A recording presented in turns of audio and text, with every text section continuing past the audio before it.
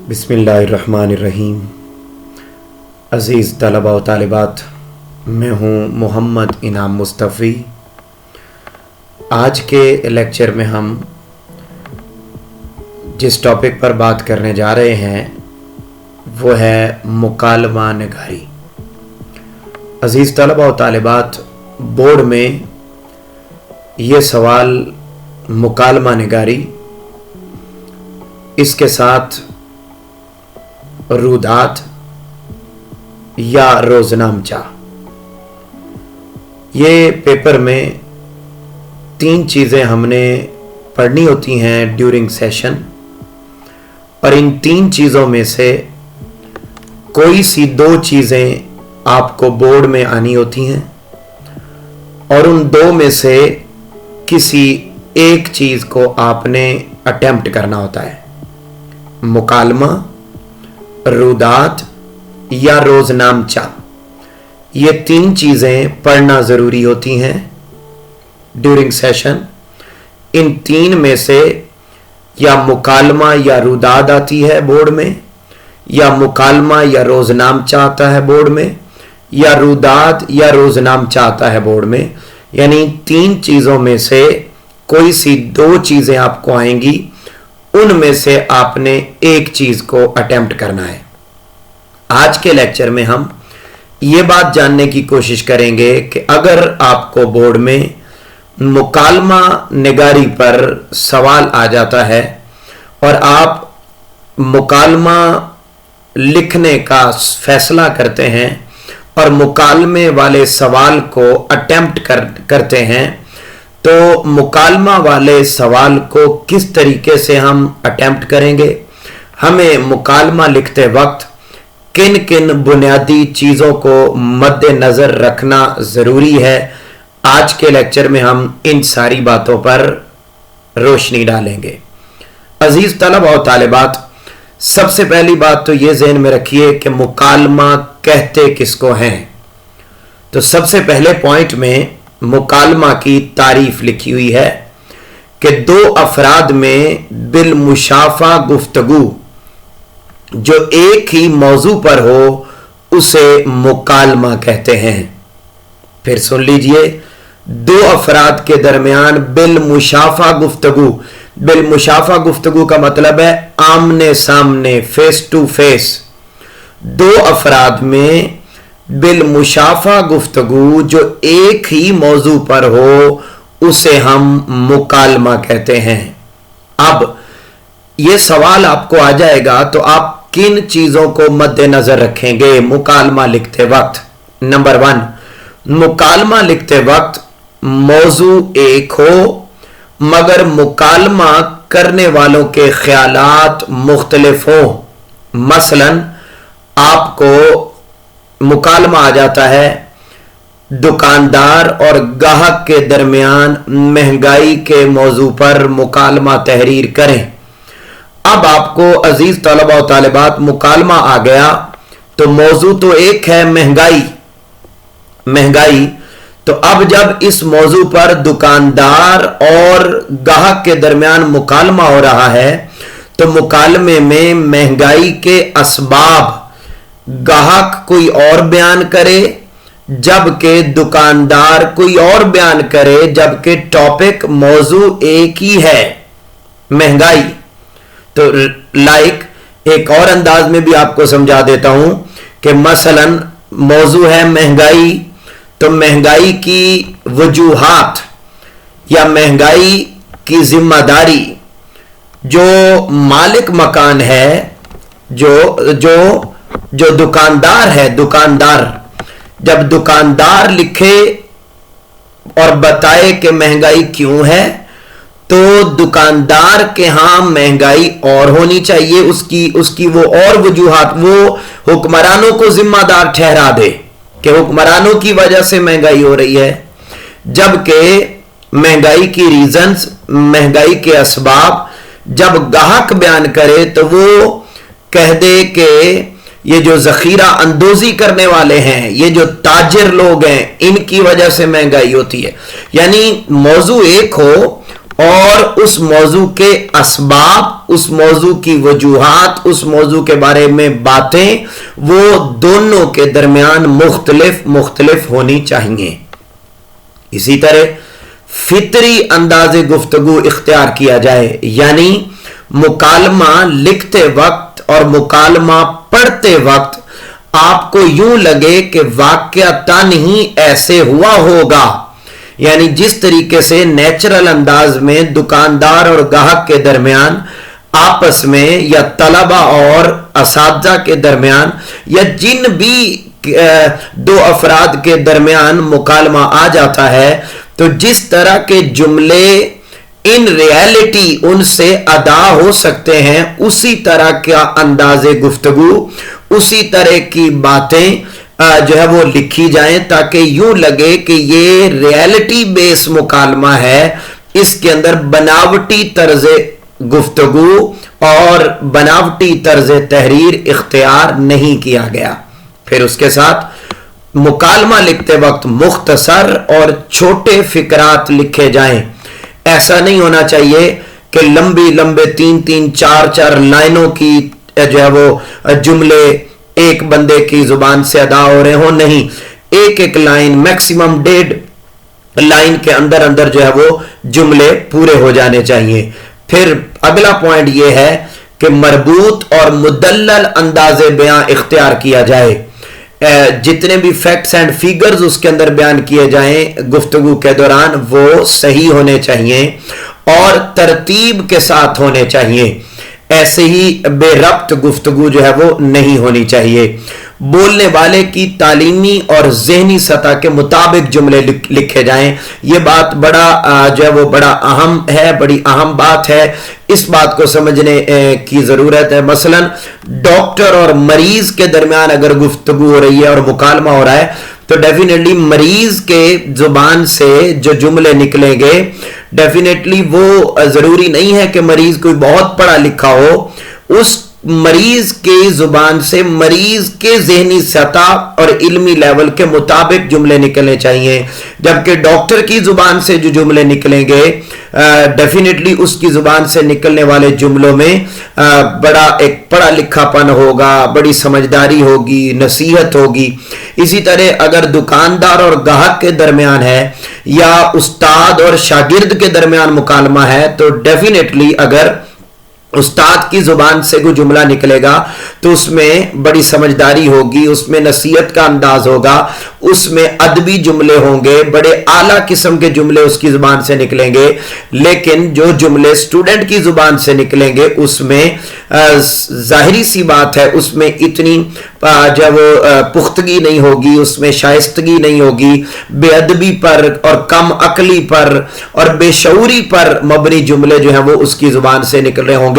تو آپ نے اس بات کا بڑا خاص خیال رکھنا ہے کہ جب بھی مکالمہ لکھیں تو بولنے والے کی ذہنی سطح اور تعلیمی سطح کے مطابق اس کی زبان سے جملے نکلنے چاہیے۔ اسی طرح اگلا پوائنٹ یہ ہے کہ جب آپ مکالمہ لکھیں تو آپ مناسب اشعار کا چناؤ کر سکتے ہیں، موقع محل کے مطابق اقوال، احادیث اور قرآنی آیات کے حوالے بھی دیے جا سکتے ہیں۔ اسی طریقے سے مکالمے کا انتہائی اہم پوائنٹ اور وہ یہ ہے کہ مکالمہ 3 سے 4 صفحات پر مشتمل ہونا چاہیے۔ مکالمہ کم از کم 3 صفحات پر تو ضرور مشتمل ہونا چاہیے، اس سے کم مکالمہ لکھنا درست نہیں ہے۔ اگلا پوائنٹ یہ ہے کہ مکالمے کا اختتام مثبت نتیجے پر کیا جائے، اور ایسا کرنا لازمی ہے۔ مثلا اگر مہنگائی کے موضوع پر ہی مکالمہ ہو رہا ہے تو اینڈ ان باتوں پر ہونا چاہیے کہ انشاءاللہ ایسے حالات جو ابھی خراب ہیں، آنے والے دنوں میں حکومت کی توجہ سے یا دیگر اداروں کی توجہ سے یہ حالات ضرور بہتر ہو جائیں گے۔ اگر منشیات نوشی پر ان باتوں پر جو ہے وہ مکالمہ آ گیا ہے، بے حیائی کے عنوان پر آ گیا ہے، بے روزگاری کے عنوان پر آ گیا ہے، تو آپ اینڈ ان باتوں پر کریں گے کہ یہ برے حالات بالکل آنے والے وقتوں میں ٹھیک ہو جائیں گے. تو یوں پازیٹیوٹی کے ساتھ جو ہے وہ دونوں افراد کو رخصت کیا جائے اور مثبت نتیجے پر بات کو مکمل کیا جائے. پھر اسی طریقے سے مکالمہ کی ابتدا منظر نگاری سے کی جائے. یہ بھی بڑا امپورٹنٹ پوائنٹ ہے کہ وہ کہاں پر موجود ہیں, وہ جب وہ کہاں یہ بات ہو رہی ہے, ارد گرد کیا کیا چیزیں موجود ہیں, یہ منظر نگاری کو بھی ضرور سامنے رکھا جائے. بعض اوقات بچے بہت بڑی غلطی کرتے ہیں اور وہ السلام علیکم لکھتے ہوئے یہاں پر درمیان میں واو بھی ڈال دیتے ہیں. یوں السلام علیکم لکھنا غلط ہے, جبکہ اس طرح السلام علیکم لکھنا چاہیے جیسے آپ کے سامنے سکرین پر لکھا ہوا ہے. اس طرح السلام علیکم لکھنا درست عمل ہے. اب مختلف مکالمہ جات اگر آپ کو آ جاتے ہیں تو اس کو جب لکھا جائے گا, اگر استاد اور شاگرد کے درمیان مکالمہ آ جاتا ہے تو استاد کی زبان سے کس قسم کے جملے نکلیں گے. استاد جب بات کرے گا تو ڈیفینیٹلی اس میں حکمت ہوگی, دانائی ہوگی, دور اندیشی ہوگی, گہرا مشاہدہ ہوگا, پختہ تصورات ہوں گے, اس کی باتوں میں شفقت ہوگی, نصیحت ہوگی, محنت کا درس ہوگا. تو یعنی ان باتوں پر مشتمل اس کی زبان سے جملے نکلنے چاہیے. اگر ڈاکٹر اور مریض کے درمیان مکالمہ آ جاتا ہے تو ڈاکٹر کی زبان سے کس طرح کے جملے نکلیں گے. ڈیفینیٹلی وہ جب بات کرے گا تو انتہائی پیشہ ورانہ انداز میں بات کرے گا, اس کی باتوں میں گہرا مشاہدہ ہوگا, مکمل تحقیق کے ساتھ وہ بات کر رہا ہوگا. تنبیہی لہجہ یعنی وہ مریض کو سمجھانے والے انداز میں بات کرے گا اور تھوڑا سخت لہجے میں بات کرے گا تاکہ مریض جو ہے وہ ان باتوں پر عمل کرے.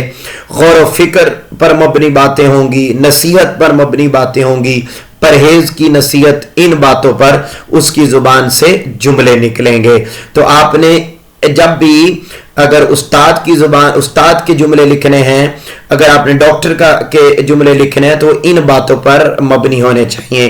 اسی طریقے سے تاجر اور خریدار کے درمیان کوئی مکالمہ آ جاتا ہے تو تب جو تاجر کی زبان سے جملے نکلیں گے وہ اس میں بڑا زیرک پن پایا جاتا ہوگا, معاملہ فہم, مدلل انداز, چرب زبان یعنی تیز, اور اسی طریقے سے کہانی باز ہیں, اسی طریقے سے حساب کتاب کا ماہر. یعنی ان باتوں پر مبنی جملے جو ہیں وہ اس کی زبان سے نکلیں گے. اگر وکیل جو ہے وہ اس کا مکالمہ آ جاتا ہے تو وکیل کی جو ہے وہ بڑا محنتی ہوگا, گہرا مطالعہ ہوگا, نفسیات کا ماہر, پر امید انداز کے جی آنے والے حالات ٹھیک ہو جائیں گے, باوقار شخصیت, جوڑ توڑ کا ماہر. ان جملوں اور ان باتوں پر مبنی اس کی زبان سے جملے جو ہے وہ ادا ہوں گے.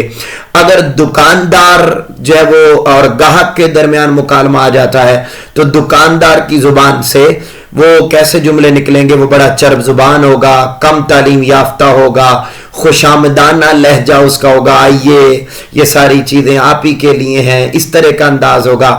نفسیات سے آگاہ ہوگا, وہ جو ہے وہ گاہک کو آتے ہی پہچان لیتا ہوگا اور اس کی مارکیٹ پر نظر ہوگی کہ ارد گرد کیا ریٹ چل رہے ہیں, وہ کیا دے رہا ہے.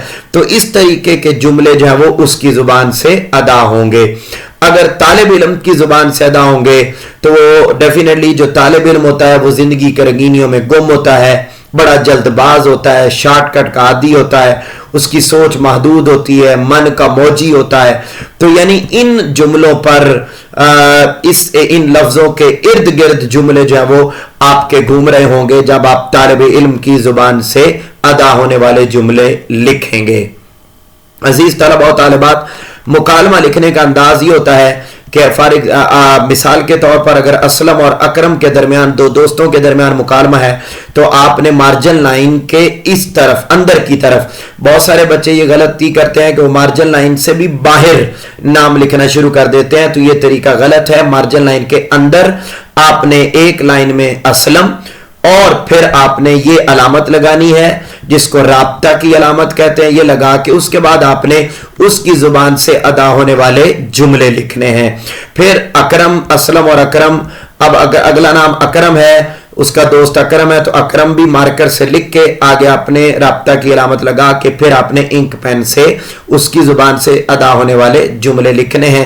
یوں آپ کا یہ مکمل طریقہ کار ہوگا مکالمہ لکھنے کا. مکالمہ کے دوران آپ مختلف مقامات پر کچھ اشعار بھی لکھ سکتے ہیں. مثلا مکالمہ کے دوران بار بار سمجھانے پر بھی کوئی آپ کی بات نہیں مان رہا, یعنی دو دوستوں کے درمیان مکالمہ ہے, آپ اس کو دلائل دیے جا رہے ہیں اور وہ آپ کی بات کو نہیں مان رہا, تو آپ اس وقت یہ شعر لکھ سکتے ہیں. یا رب نہ وہ سمجھے ہیں نہ سمجھیں گے میری بات, دل اور دے ان کو جو نہ دے مجھ کو زباں اور. یہ شعر لکھ سکتے ہیں اس صورتحال میں کہ جب آپ بار بار سمجھا رہے ہیں, اپنے موقف پر آپ اس کو لانا چاہتے ہیں, مگر وہ ہے کہ بات ماننے کو تیار ہی نہیں ہے. اسی طریقے سے اگر دوران مکالمہ آپ کی باتیں سن سن کر دوسرا بندہ تنگ آ گیا ہے, تو آپ اس کا موڈ ٹھیک کرنے کی خاطر, آپ اس کا موڈ ٹھیک کرنے کے لیے یہ شعر کہہ سکتے ہیں کہ فقط اس شوق سے پوچھی ہیں ہزاروں باتیں. آپ کی باتیں طویل گفتگو ہو گئی ہے, تو آپ اسے دلاسا دے سکتے ہیں کہ یار تم تنگ آگے ہوگے میری باتوں سن کر, تو ذرا سنو, میں نے اس لیے پوچھی ہیں, فقط اس شوق سے پوچھی ہیں ہزاروں باتیں کہ تیرا حسن تیرے حسن بیاں تک دیکھوں. تو یہ شعر آپ لکھ سکتے ہیں تاکہ اس کے اندر ایک مزاح بھی پیدا ہو جائے اور اس کی بوریت ختم بھی ہو جائے. اگر دوران مکالمہ دوسرا آدمی آپ کو یہ کہتا ہے کہ میں اس معاملے میں آپ سے زیادہ جانتا ہوں, تو آپ اس کو شعر کی صورت میں یوں جواب دے سکتے ہیں کہ بازیچہ اطفال ہے دنیا میرے آگے, ہوتا ہے شب و روز تماشا میرے آگے. تو یہ شعر آپ اس کو لکھ سکتے ہیں. اور اگر دوران مکالمہ حالات کی خرابی اور پریشانی پر مبنی جملے آ جاتے ہیں کہ بڑے برے حالات ہو گئے, بے روزگاری پر آپ مکالمہ لکھ رہے تھے, تو آپ جو ہے وہ بتاتے ہیں کہ اس کی وجہ سے خودکشیاں ہو رہی ہیں, نقصان ہو رہا ہے, یہ ہو رہا ہے, وہ ہو رہا ہے, مہنگائی کی وجہ سے غربت کے مسائل ہیں. الغرض ایسی چیزوں پر اگر آ جاتا ہے جس میں حالات کی خرابی اور پریشانی پر مبنی جملے دوران مکالمہ اگر آ جاتے ہیں, تو اس وقت آپ یہ شعر کہہ سکتے ہیں, آنکھ جو کچھ دیکھتی ہے لب پہ آ سکتا نہیں, آنکھ جو کچھ دیکھتی ہے لب پہ آ سکتا نہیں, محو حیرت ہوں کہ دنیا کیا سے کیا ہو جائے گی. عزیز طلبہ و طالبات, یہ وہ اشعار ہیں جو آپ مختلف مکالمہ جات میں لکھ سکتے ہیں. اسی طریقے سے مکالمہ لکھنے کا طریقہ یہ ہے آپ کے سامنے, اور مختلف مکالمہ جات کے دوران کس بندے سے کس طریقے کے جملے نکلیں گے وہ بھی آپ کے سامنے یہاں سکرین پر موجود ہے.